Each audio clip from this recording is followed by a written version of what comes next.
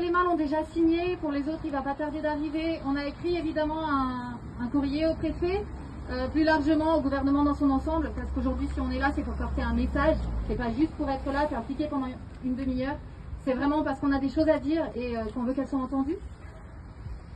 Monsieur le préfet, nous sommes ici réunis non pour nous plaindre, mais pour vous faire part à vous et au gouvernement dans son ensemble de nos préoccupations et de nos inquiétudes. Nous ne sommes ni des rebelles en quête d'une cause à défendre, ni des antivax. Nous sommes simplement des maires, adjoints, conseillers et autres élus locaux, parfois coincés entre l'État, dont nous sommes les représentants, et la population qui nous a élus. Coincés entre ceux qui dictent des mesures qu'ils ne mettront pas en place et ceux qui les subissent au quotidien. Nous voyons depuis 2 ans s'installer peu à peu un système fondé sur la peur. La peur de la maladie, certes, mais aussi et surtout la peur de l'autre. Il est effrayant de voir aujourd'hui à quel point nos concitoyens ont peur les uns des autres. Il est effarant de voir qu'alors que nous apprenons tous à nos enfants les fondements de la solidarité et de l'entraide, nous leur inculquons aussi la peur de l'autre. Parmi les tâches qui nous incombent, à nous, élus locaux, il y a celle d'unir, de créer du lien. Comment mener à bien cette mission lorsqu'un climat de méfiance s'infiltre dans les moindres recoins de notre société? La peur. Voilà un bon argument pour infantiliser la population.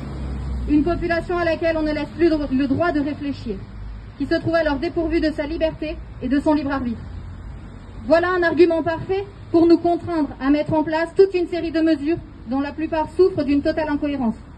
Dans nos écoles, nous séparons les classes, alors même que les enfants d'une même fratrie, pour ne pas dire d'un même quartier, seront, quoi qu'il advienne, en contact le soir venu. Toute la journée, nous leur faisons porter le masque au sein de leur établissement, alors qu'ils seront en contact avec les enfants d'autres écoles sans aucune protection pendant leurs activités extrascolaires. Il y a bien d'autres exemples encore, évidemment. Pour ce qui est du masque à l'école, les problèmes qu'il génère auront des conséquences bien plus graves pour nos enfants que ceux dont il est censé les protéger. Tout d'abord, pour les plus petits, ce sont de vrais problèmes au niveau de l'apprentissage de la parole qui se présentent. Les instituteurs, masqués, ne peuvent en effet pas apprendre correctement la prononciation aux plus petits. Nous assistons ainsi à une recrudescence de demandes auprès des orthophonistes, dont les listes d'attente s'allongent à vue d'œil. Pour les plus grands, c'est un phénomène grandissant de phobie scolaire que nous assistons. La communication devient plus compliquée, certains sont séparés de leurs copains, la liste des interdictions s'allonge, le climat devient de plus en plus anxiogène. Cela pèse lourd sur les épaules de certains, qui développent de vrais troubles quand ils n'en viennent pas à tenter de commettre l'irréparable. À ce stade, c'est malheureusement la liste d'attente des pédopsies qui s'allonge.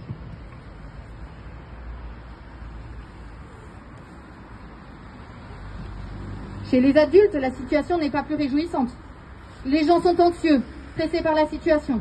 Certains côtoient la dépression de près et se renferment. D'autres deviennent violents. Pour preuve, la consommation de tabac, d'alcool et surtout de médicaments de type antidépresseur ou anxiolytique n'a jamais été aussi haute en France que depuis le premier confinement du printemps 2020. Nous voyons dans nos villes et nos villages des familles se déchirer. Nous devons faire face à des situations d'une violence inouïe. Alors même que toutes ces personnes ont besoin de soutien, parfois d'un suivi médical, l'État le leur refuse. En empêchant les praticiens non vaccinés d'exercer, l'État empêche ceux qui en ont besoin de se soigner. Pour nous, et dans une région déjà sous tension dans le domaine médical, cette situation est insupportable. Encore une fois, pourquoi ne pas laisser chacun libre de ses choix? Quelle personne préfère ne pas pouvoir consulter de médecin que d'avoir affaire à un médecin non vacciné, mais qui exerce en prenant toutes les précautions nécessaires? Pourquoi ne pas respecter le concept simple de consentement de l'individu? Il faut de toute urgence cesser de chercher des coupables. Il faut arrêter d'entretenir un climat anxiogène en focalisant sur des données chiffrées qui ne sont pas représentatives de la gravité de la situation. Le nombre de contaminations, de tests positifs, n'est pas une donnée fiable à elle seule. C'est surtout et avant tout le nombre de formes graves qu'il est important de regarder à la loupe. Et à ce jour, le ratio entre les formes graves et le nombre de cas total avérés n'est pas si alarmant qu'on veut bien nous le faire croire. Nous ne dirons pas que le vaccin est inutile, puisque ce n'est pas la vérité. Les personnes fragiles ont tout intérêt à se faire vacciner, cela semble une évidence. Cependant, comme l'a encore souligné le professeur Eric Combe le 5 janvier, il est important de garder en tête que l'immunité collective s'obtient autant, voire plus, par la contamination que par la vaccination. Olivier Véran lui-même nous parlait le 3 janvier d'une immunité collective atteinte grâce à la contamination, à la vaccination ou les deux. Cette approche montre l'importance de laisser une certaine place à la contamination dans la gestion de la situation. En revanche, il nous semble tout à fait légitime de se demander comment atteindre une forme d'immunité collective avec un vaccin qui ne serait efficace que 3 mois avant de nécessiter une nouvelle dose. Encore plus avec un vaccin qui n'empêche ni de contracter, ni de transmettre le virus, mais uniquement de développer une forme grave. Ces multiples rappels auxquels sera soumis le fameux pass vaccinal avalisé par l'Assemblée nationale le 6 janvier nous interpellent d'autant plus qu'ils ne répondent à aucune préconisation sanitaire. Le 22 décembre, le directeur de l'OMS rappelait d'ailleurs qu'aucun pays ne pourra se sortir de la pandémie à coups de doses de rappel. Des programmes de rappel sans discernement ont toutes les chances de prolonger la pandémie plutôt que d'y mettre fin, en détournant les doses disponibles vers les pays qui ont déjà des taux de vaccination élevés, offrant ainsi au virus plus de possibilités de se répandre et de muter. Face à de tels constats, pourquoi ne pas chercher des traitements efficaces? Pourquoi ne pas donner des moyens aux hôpitaux plutôt que de continuer à fermer des lits, à tirer sur la corde des soignants et à culpabiliser les malades d'être malades?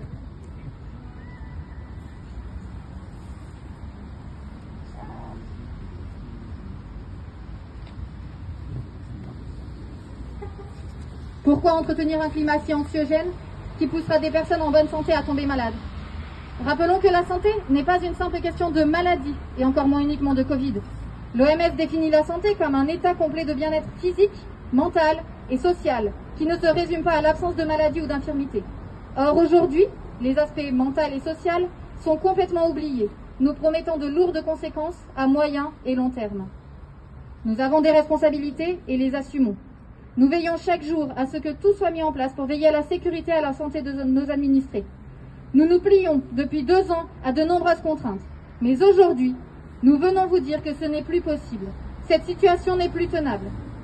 Liberté, égalité, fraternité, c'est au nom de ces valeurs fondamentales que nous avons été élus. Et c'est pour les défendre que nous sommes là aujourd'hui. Nous espérons sincèrement que vous saurez nous entendre. Bravo!